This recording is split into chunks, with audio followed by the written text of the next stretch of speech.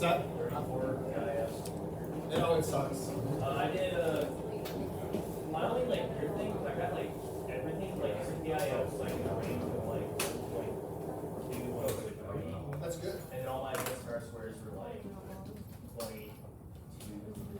Which is what that. So what that's telling you is that as linear interpretations, each one is a linear interpretation is terrible of your overall dependent variable, but they're at least independent of each other.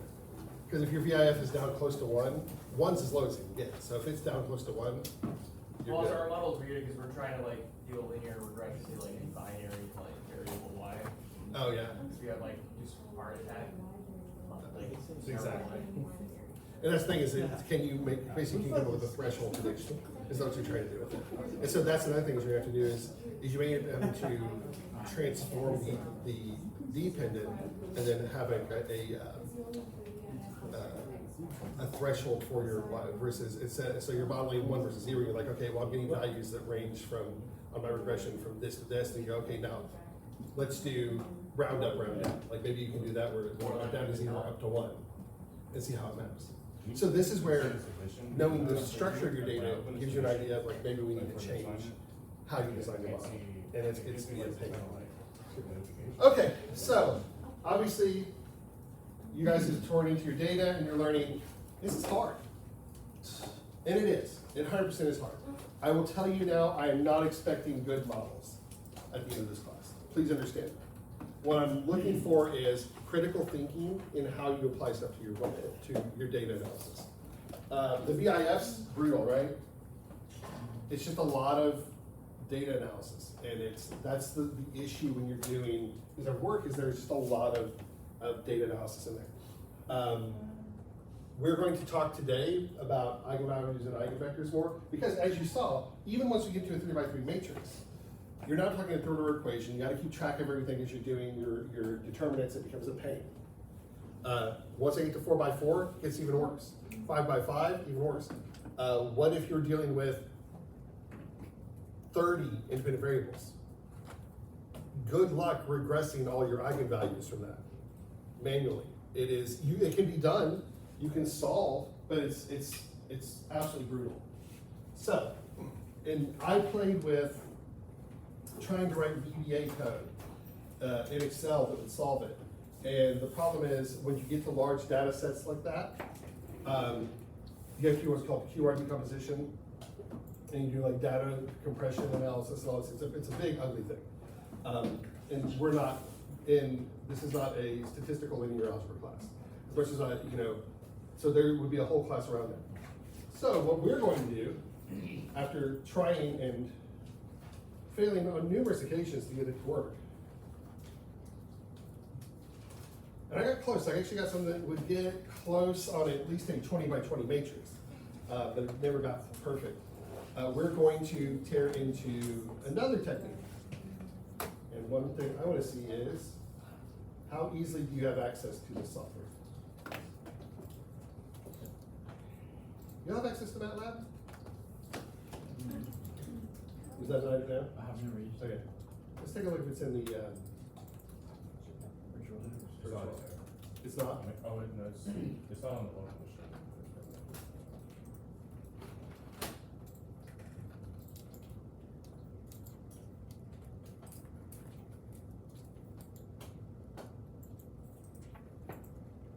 Boo. Okay.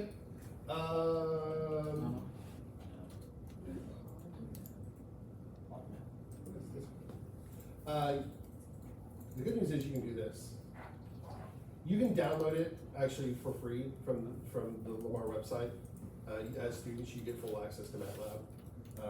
I recommend downloading and installing it while you can.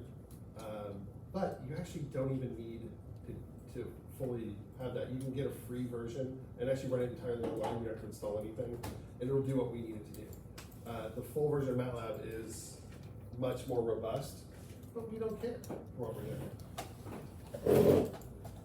So when we get installed, log in, and I'll show you all this. What's nice about this is you can actually run entirely online.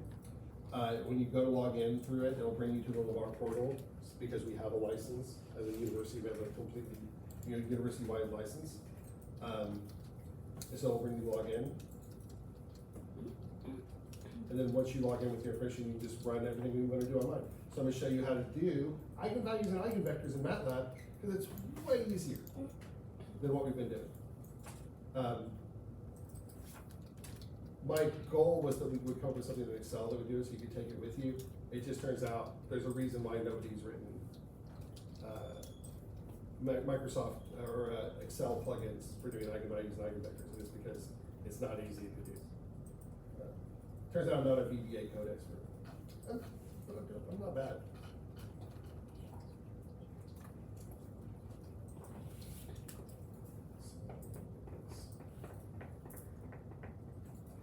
Okay, cool, we're open.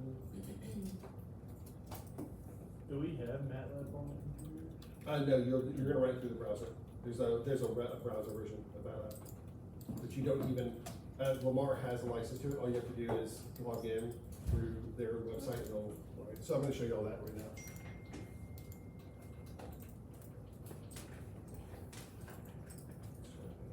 There we go. Yeah, so the Lamar Virtual Labs, we don't have as much as I wish we did.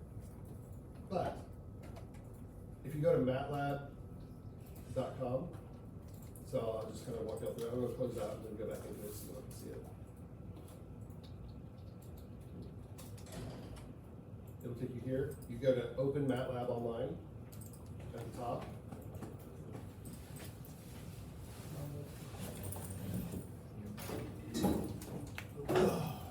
And I've already logged in, but it should drive you to MATLAB.com. This, we have a license, but even once you're out in the field, you can, sign in. So you'll get a screen that says sign in. Just put your Lamar email address. Oh, it's not even gonna create it. What it's gonna do is it's gonna recognize the Lamar domain. So, and then it'll go, oh, let me take you to Lamar. Yeah, see, we're about to go in through your organization's portal page. Now, it will ask for this, create your MathWorks account, because you don't have an online one, but literally just put your Lamar stuff in here. It'll do it.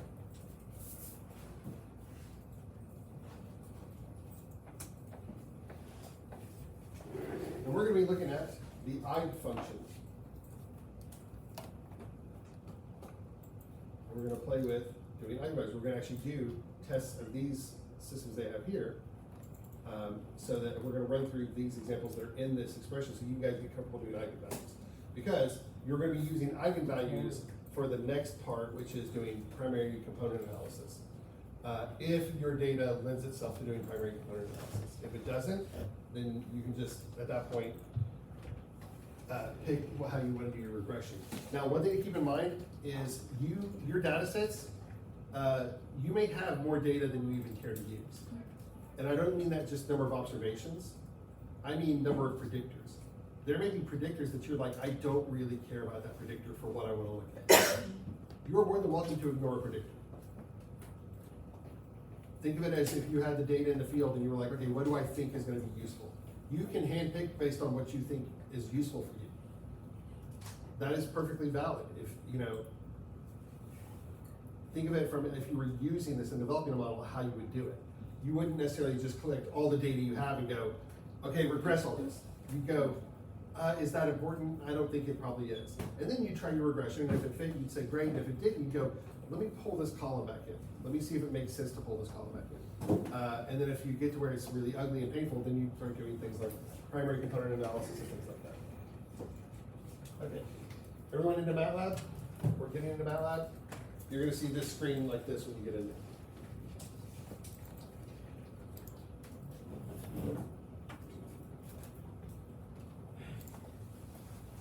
And the good news is you can even import data into here. And I think it'll recognize Excel files. It'll recognize text files, so you can export your Excel into, and I think spreadsheet will be more too, but you can export your data into text files, shoot it in here. But we're just going to do example problems, just to get comfortable with it. So, MATLAB is a fantastic mathematical software. It does a ton of stuff that we are certainly not gonna look at. We're going to look at eigenvalues and eigenvectors. Because as we saw last time, a 2x2 matrix, easy, 3x3, easy to make math errors, 4x4, utter nightmare, 5x5, good luck. Anything, and you're gonna be dealing with bigger than that. So let's take advantage of, let's not reinvent the wheel, let's use software packages that are available. With MATLAB, even once you leave Lamar, I think with the free version, you can still do eigenvalues, or you can, and eigenvectors, and you can do, I think, up to 20 hours a month or 20 hours a week of just using it. It's not gonna take you long to do an eigenvalue. You're gonna see it's gonna take seconds.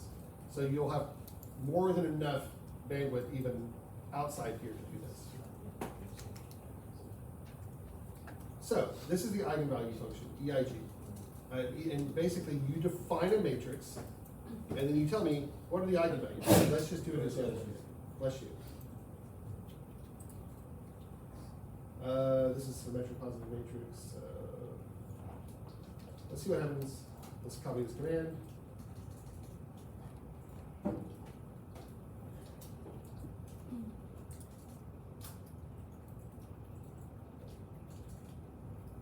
What do you mean error? Okay, fine.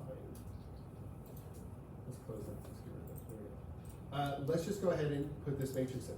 So this 4x4 matrix, go to do a search for, this is what I did. I did EIG function MATLAB. It'll take you to this help page, and we're just gonna pull this data in so you can make it easier. So go ahead and do that.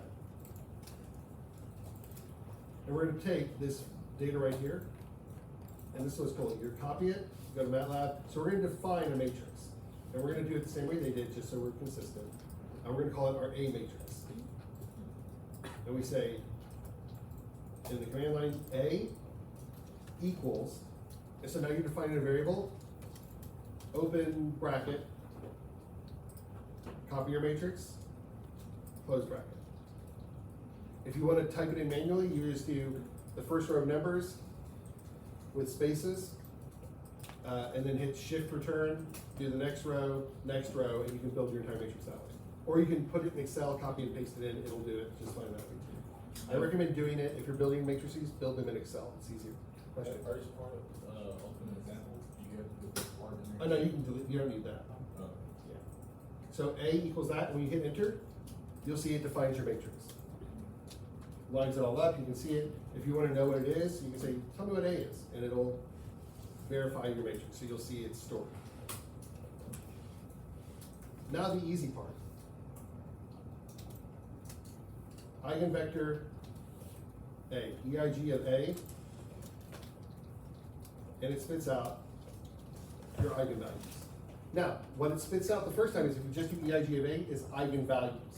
So this is the lambdas for this matrix.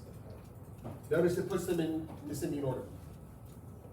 It will always do that. So, if I want to know the eigenvectors, I have to now define two matrices. And I would say, and I believe it's B and D, but is the way they recommend it, so we're going to stick with that. Yeah. I do over here. Just because I don't have to. Yeah, just Alt tab. V and D equals the eigenvalue, the eigen of A. And so what now is going to export two things. This, which you'll notice are the same values as this. This is your eigenvector matrix. This is actually I times lambda. So you have your diagonal eigenvectors. 2.078, 4.078, sorry, 0.2078, 0.4078, 0.8482, and 2.5365. You'll see that those are the same as what it gave up here. Those are your eigenvalues. Those are your lambdas. These are the vectors that go with them. This vector goes with this one.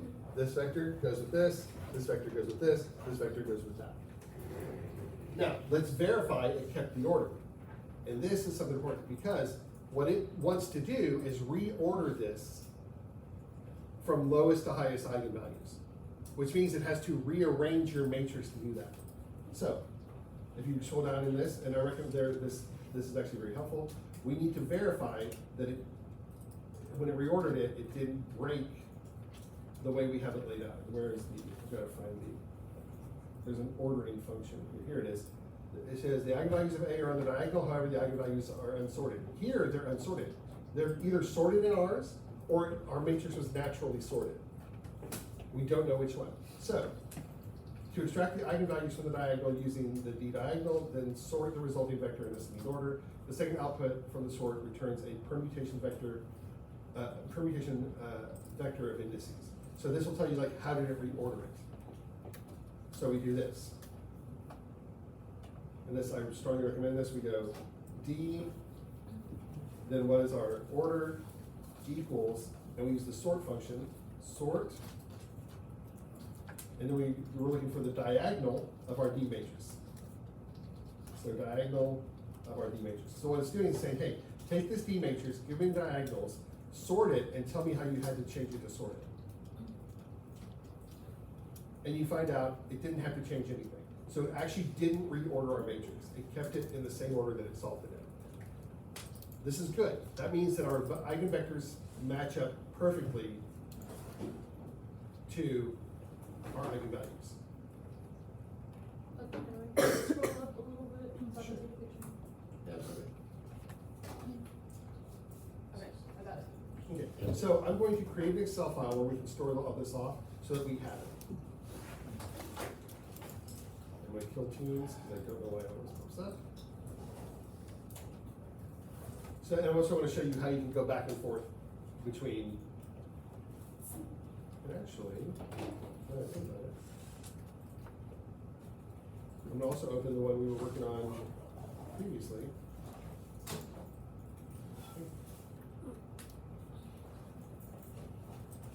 No, I don't have it. Okay, cool. So, we have a matrix that looks like this. So I'm going to copy and paste this into Excel. And it'll either copy it in fine or it'll fail miserably. I don't know which one. It failed miserably. So,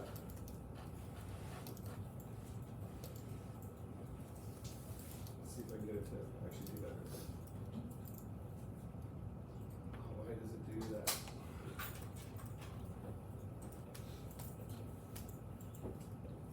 Fine. I wish it wouldn't do that. Because at home I can actually just copy in no problem. So I just want to see if there's a way I can get this to pull it easily.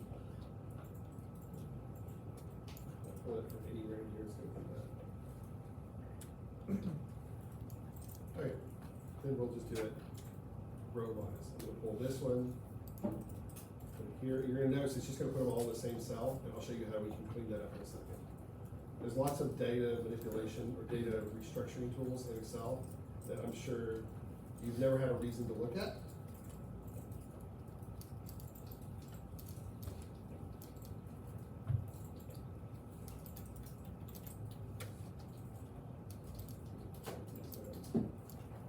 Okay, so if you take this, your first row, and you can see it has all four values in it in one place. Go to data, go text to column, until it's delimited, until it's a space between, and it spaces them out. It actually breaks them into the individual cells. So you can just do the same thing each time, text to column, delimited.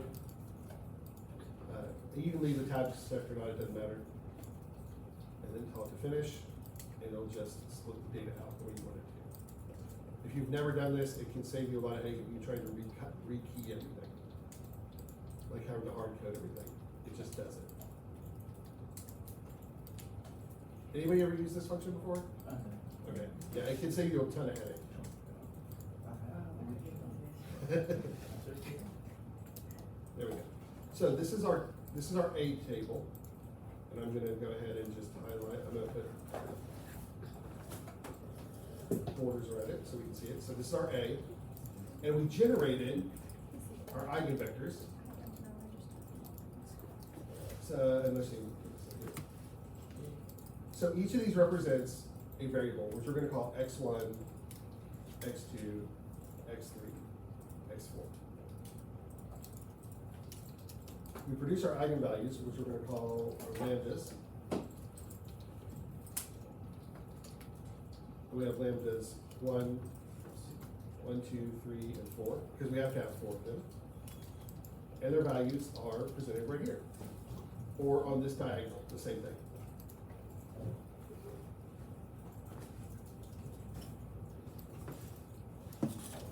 Let's copy those in.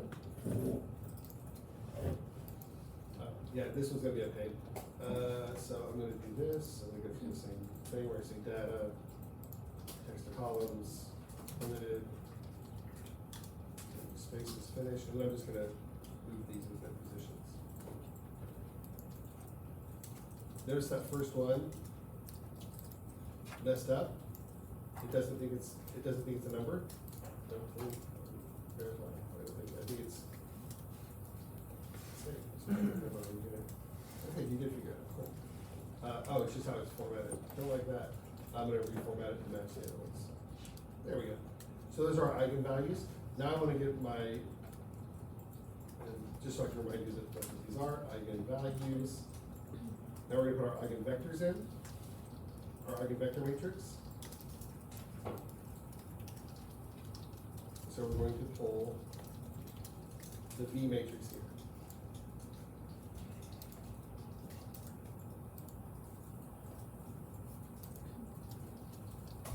And again, we have to go through row-wise, because again, it doesn't, it's so weird that, like I said, it won't really do it. Very long. Fix that. And I'm just going from the bottom up, because then that's the order I started going. There's just no other reason.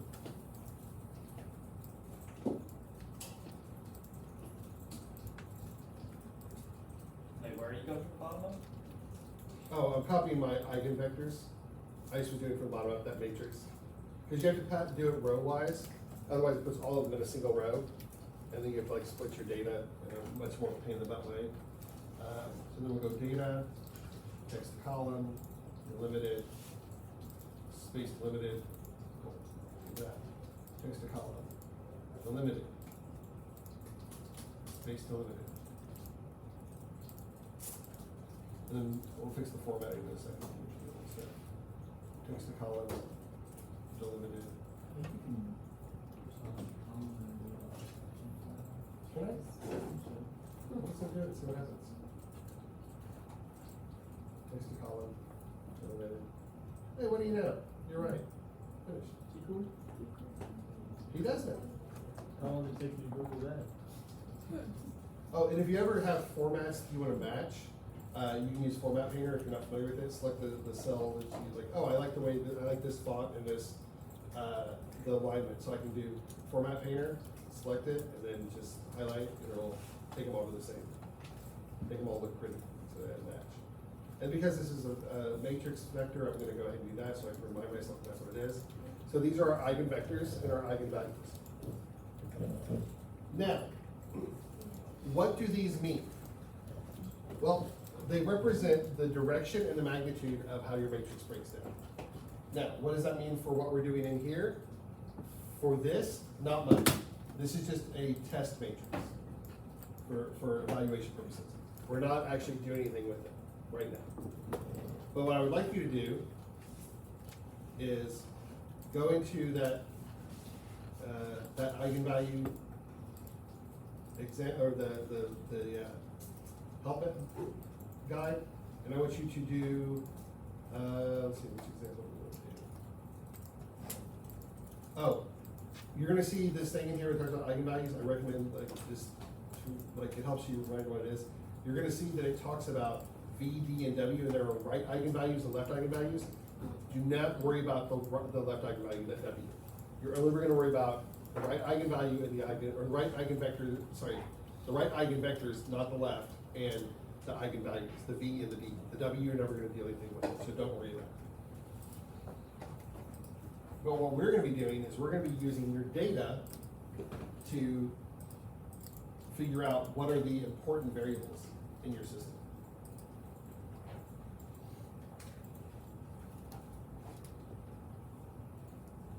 Actually, let me freeze this because I'm going to pull a data set down and I'm going to post it for y'all to do some work on Blackboard with it. So that This way you can practice doing eigenvalues, and I'll walk you through the steps on what we're gonna do. So let me pull these.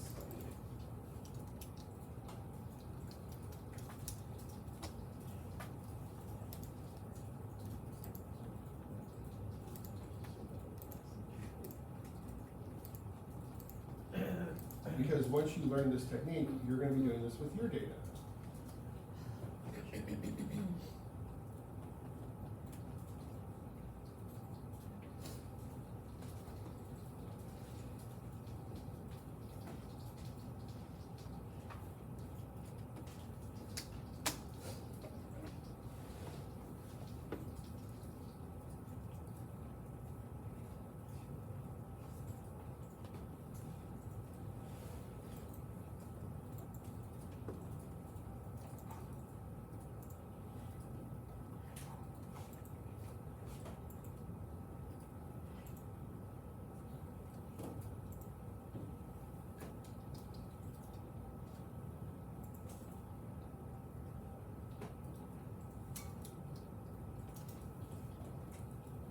We're gonna walk through what the techniques are for manipulating your data for doing PCA analysis.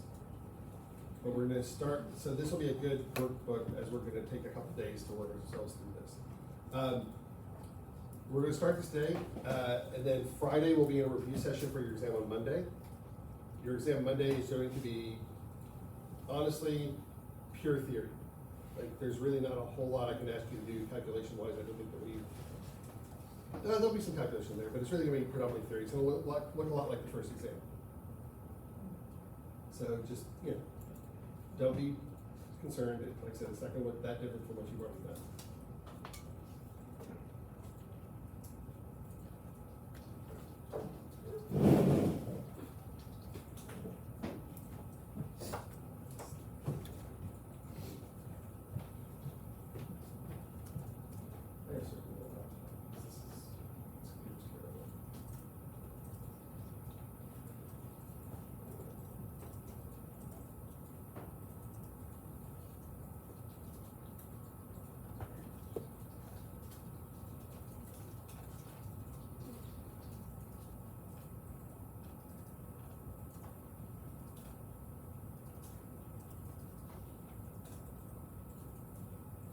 Okay, you should see this kind of on Blackboard shortly. It's gonna be labeled Eigen and PCA example, so you can start working in this to develop the techniques that you're gonna need for your data.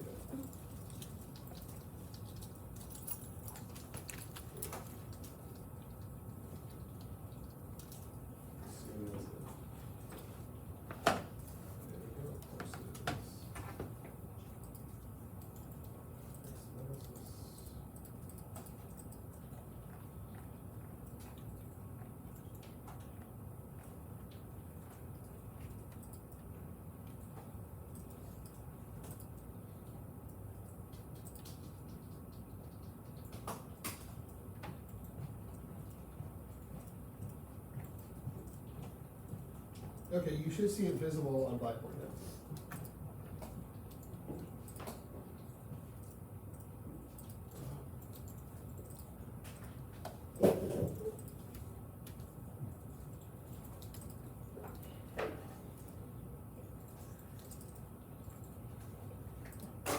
And you're gonna see, when you open it, a table that looks like this.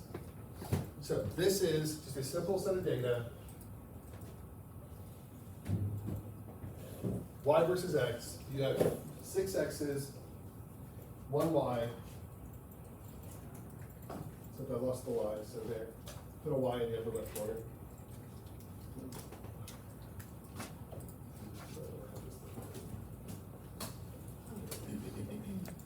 Everyone have the data? Cool. And what we're gonna do is we're gonna go ahead and start doing an analysis on this. We're going to actually go through the first few steps of what you would do for a PCA analysis. But let's go ahead and, first step, actually we'll do it on this sheet. So we're gonna call this, I'm just gonna rename this data so that I have it.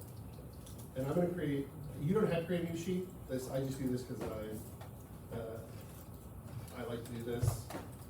like to have separate sheets so I can keep track of everything I know. I can label it and draw it over and just look at it.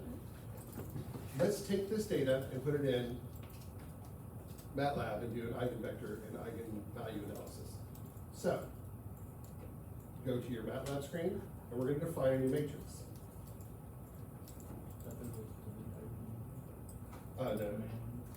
No, I just scroll at the bottom. And we're gonna define a new matrix. I call it whatever you want, you can redefine the A matrix. I'm gonna, just because I don't wanna mess with the A matrix, I'm gonna call it Z. I'm gonna say Z equals, open bracket, and then I'm gonna copy everything but my Y. Like, so just your X columns. Okay? God, why does this one suck so much? Okay, I'm gonna have to do this the hard way. Which is like that. So you're gonna copy, paste the values in there. What I like about it is you see it pasted in a matrix form. Go to the end, close the bracket, hit enter, and it'll generate your Z matrix. Okay? Close the bracket. Next, you're gonna create your output. So your V matrix, which is your eigenvector matrix, your D matrix, same way we did before, which is gonna be your eigenvalues. Here, we're just gonna let it redefine these matrices, and we'll just assign the values. Equals eigenvalue of Z. It's saying our matrix must be square. So that's what? Must be square. Did I put community variables in there? Oh yeah, it is a non-square matrix. So what we're gonna discover is it won't actually do the eigenvalues of a non-square matrix.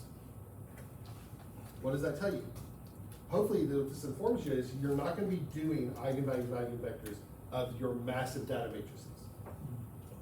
Because your matrices are not square. So, what we're gonna be doing is we're gonna be manipulating this matrix. First thing we're gonna do is, what we need to find is basically the correlation matrix for it. But there's one issue if we don't do the correlation matrix right.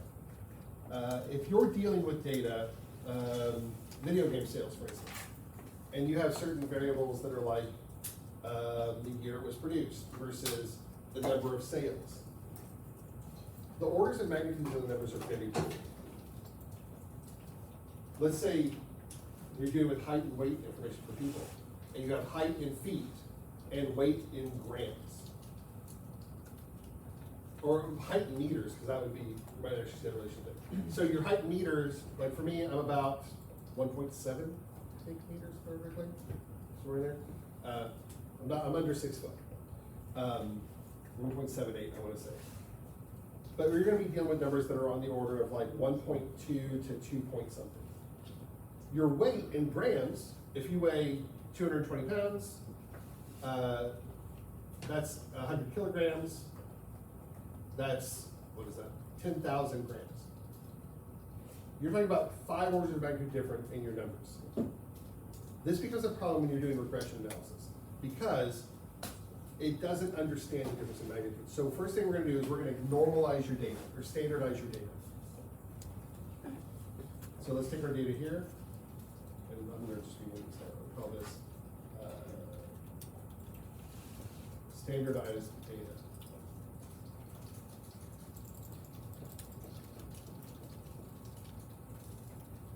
If I'm dealing with numbers of different magnitudes, how can I fix that? How can I adjust for that? Well, we're going to use statistical values that allow us to adjust for that. And the first thing we want to do is we want to shift our data such that it's centered on 0. We want all of our data to be centered on 0.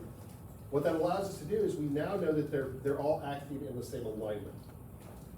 So you're gonna have some values that are negative, some that are positive, but they're gonna be adjusting your fitted equation roughly the same. So like if I were doing a linear regression,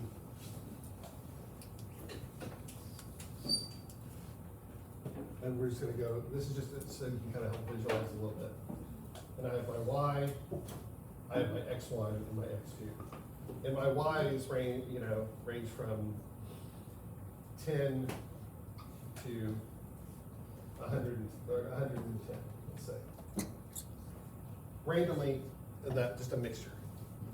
And our x1 ranges from 0.5 to 1.3. And our x2 ranges from 15,000 to 75,000. If I do a linear regression, my coefficient on this one is going to have to be much smaller than the coefficient on this one, right?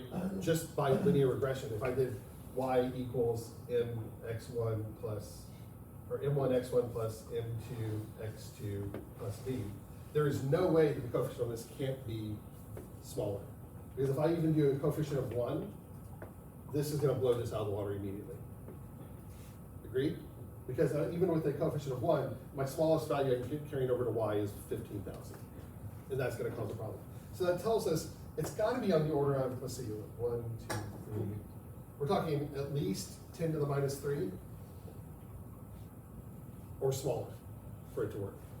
While this coefficient might be on the order of anywhere from 2 to, say, 100. All of a sudden, this looks way more important than this, right? Just because this one looks to have a much bigger coefficient than this one. So what we want to do is we want to eliminate that variance in those coefficients. We want to bring things into alignment so that they're actually acting with the same importance, if you will. Does that make sense? How do we do that?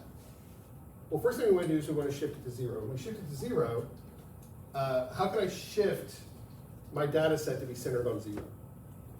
Roughly centered on 0. What's that? Any ideas? Could you redefine it as like distance from the initial y? You're in the right idea. We're going to basically shift our point of view. But the way we're going to shift our point of view is we're going to say, instead of x2, I'm going to do x2 minus the mean of x2. And what that does is I say, take the average, and now I'm going to subtract that from everything. That means I'm going to have some negative values and some positive values. Because I have to if I want the average to be 0. And that's what this is going to come out to, right? Is the mean, now that if I do this, and I take the mean of this, that gives me a mean of 0. Because I'm just taking basically the mean minus the mean. Does that make sense to everybody? So we're shifting that data to a 0 position. I'm going to do the same thing on this one. I'm going to do x1 minus the mean of data set 1. That's going to shift that 0. Now what I'm doing is I'm aligning them all up to where they're centered on 0. But here's the problem I ran into. I centered this on 0. That means my mean, let's say, somewhere around 0.9. And here, my mean is somewhere around 45,000. I still have a big variation on either side, right? Probably plus or minus 45,000 on this one, and plus or minus 0.9 on this one. Or sorry, plus or minus 0.4, 0.5, and sorry, plus or minus 30,000 on this one. Still have a big active range on either side of 0, so how do I fix that? What is a statistical variable that measures the amount of difference in my data? I heard it. Standard deviation, right? So what I'm going to do is this. I'm not going to divide by standard deviation. So what that does is it centers it, and then it shrinks it down, where they all range basically the same.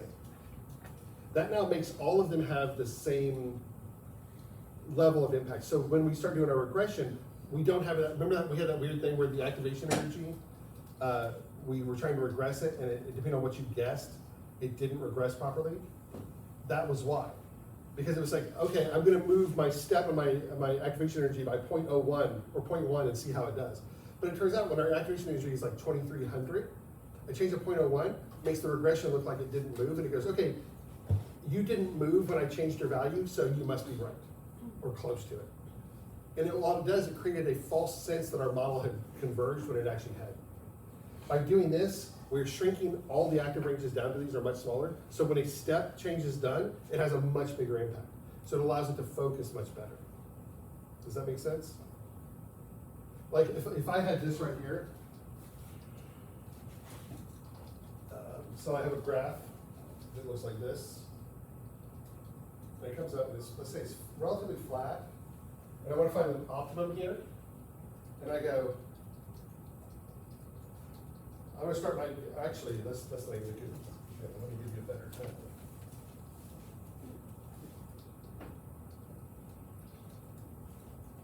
Actually, no, I'm doing this, let me write it over here, so that everybody can see it clearer.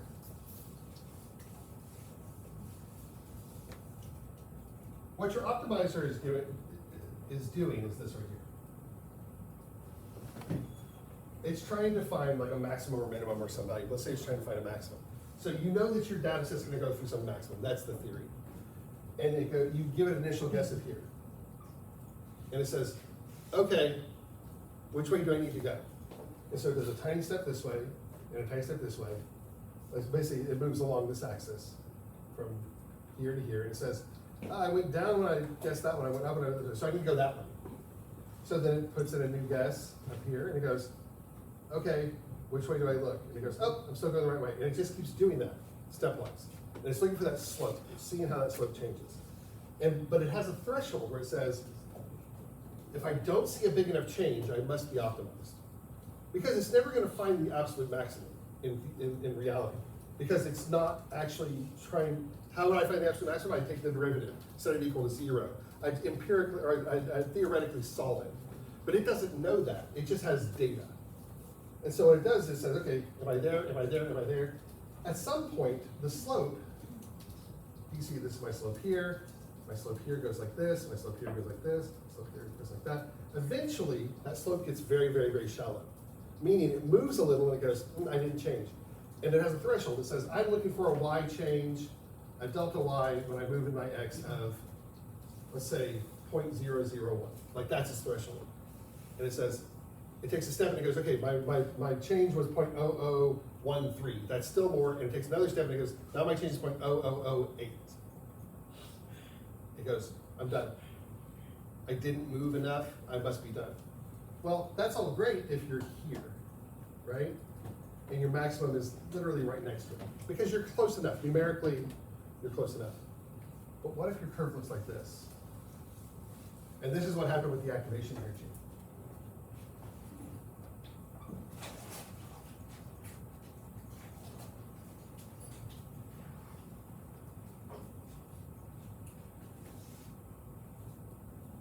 My slopes here are all very small, right? Because this is flat.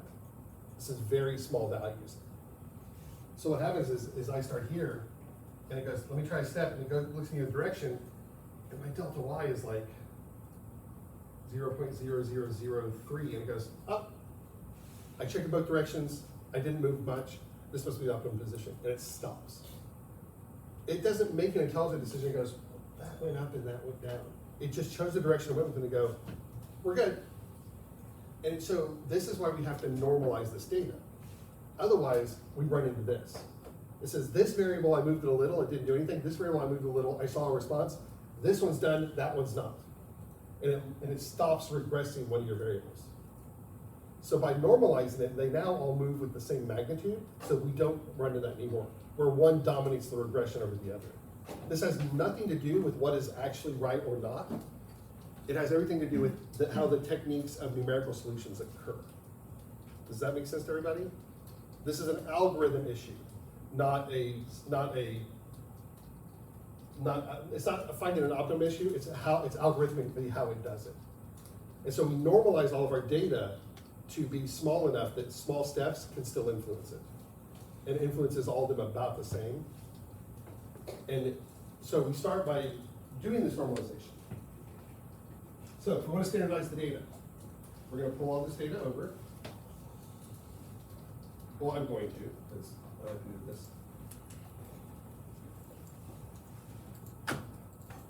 And then I'm going to go and actually reference back to my other data. We're not going to touch the Y's. Anytime you standardize the data, you only address the X's. You don't change the Y's. So I'm going to say standardize X data. Because we don't want to influence Y. Y is what we're regressing. We're going to alter our X data and let our Y stay the same.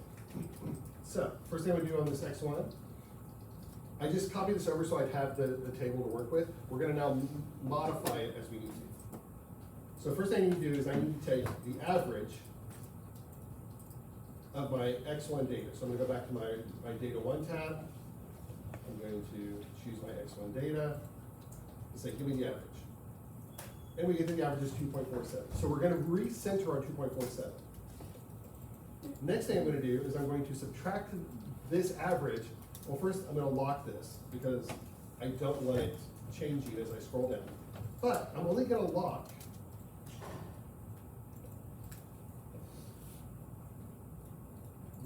the row, not the column.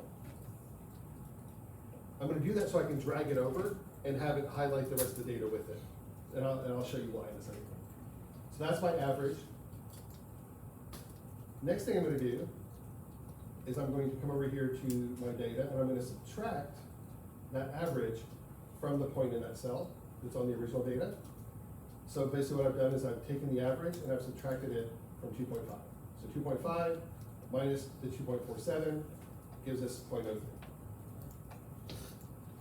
So that's our next piece. So if I just copy this down, what you're gonna see is negative, negative, negative. We have 4 negative, we have 6 positive, and one of those positive is close to 0. So we've centered our data on 0 by shifting it that way. And if I apply that to all of these, you can see that they're actually pretty close, right? But let's do something weird here. Let's keep this 2.5, let's take our x3, and I'm just gonna take all the values in x3 and multiply it by 20. And then replace them. And I want to do this because I want you to see what can happen if your data is at different scales. So let me put this back in here on x3. So I'm just replacing it with that.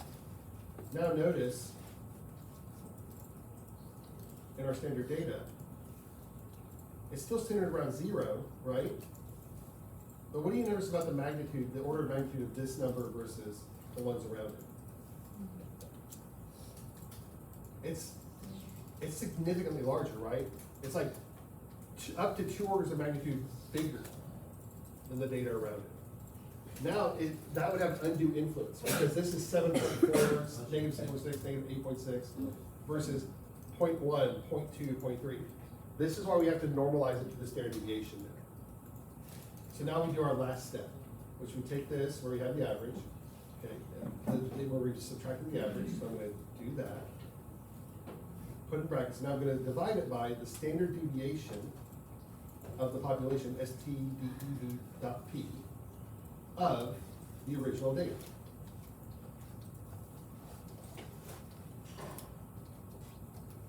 And we'll copy that down. And you can see, whoops, I forgot to lock it. Make sure you lock the things you reference here. There we go. And again, I'm not locking the column, and I'll show you why. Wait, can you? Yeah, you want to see the equation? No, I'm good. I'm good now. There you go. Now, why did I not lock the column? So you can start to get it right. Yeah, so now I can drag it to the right, and when I do that, it's gonna reference C, which goes back to my data, which is column 2. Then when I drag it over again, it'll reference column D. That way it'll maintain, that way instead of me having to recode each one, it just says, okay, use this. So now what I want you to notice here is what happens with this guy.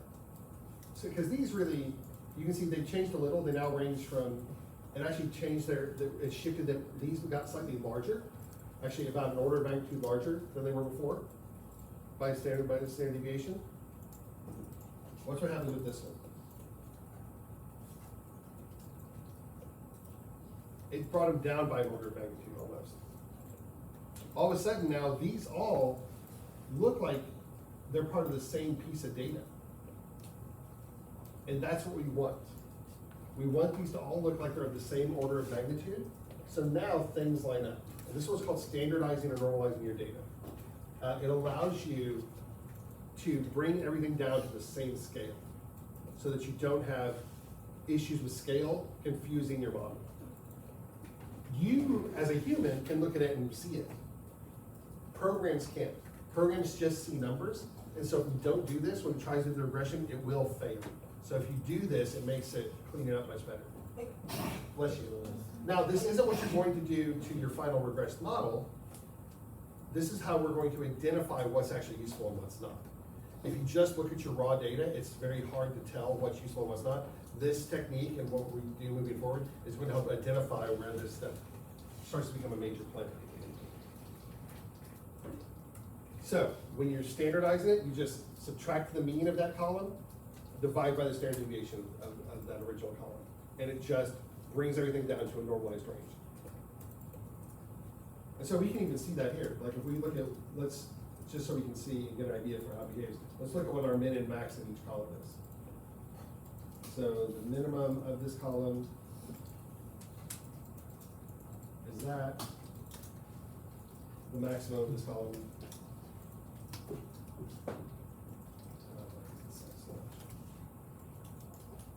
Not like this does at all.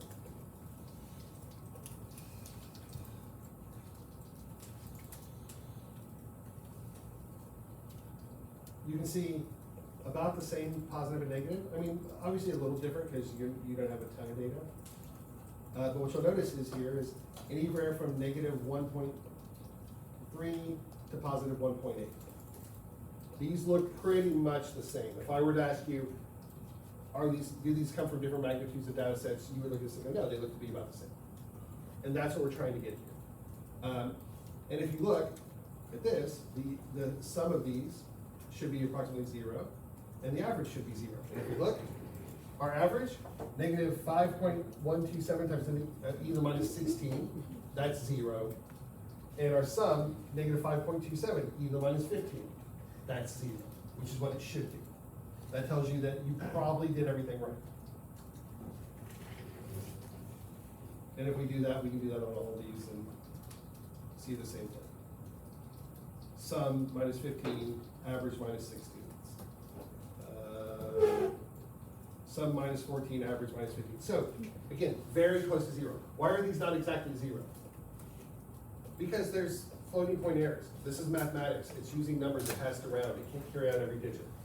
And so you're going to get error. But your error is on the order of 0.000000000000001. That's very small. That's, especially when you're talking about numbers on the order of about 1 at the biggest, that's a tiny error. Less than 1 trillionth of 1% error. That's a tiny number. Okay, everybody understand what you're doing here. Everybody successfully do this. Okay. Next time, because we don't really have a lot of time today, we're now going to show you what, now that you standardize this data, what do we do with it? And what we're going to do is we're going to start doing things like getting the correlation matrix. We're going to take that correlation matrix, we're going to do eigenvalues and eigenvectors to figure out what things influence our system the most. Even if we don't do PCA analysis, just getting through the eigenvalues and eigenvectors is going to be a tremendously powerful tool because it's going to tell me, hey, this guy is really important, this guy's really important, these not so much. It's going to allow you to quickly start identifying, much like VIF does, where it looks for the interplay between them. This is going to tell you which ones are most influential. So between VIF and the eigenvalue and eigenvector analysis of your correlation matrix, you're going to get a feel for how important certain variables are. And that'll allow you to even start paring your data sets down more. Okay? So save this so you can pull it up next time in class. And we're going to go through it stepwise from that point on. And I can show you, like, I'll play with this example. You're going to do your centered data like we just did. You're going to do covariance. You're going to do eigenvalues, eigenvectors. You're going to do projections of your data. And we're going to see how it behaves. You're going to see how this can tell you a lot about your system, which is going to be important when you're doing the analysis. Okay? That being said, I will see you Friday. Come with questions, review session, and then we'll go from there.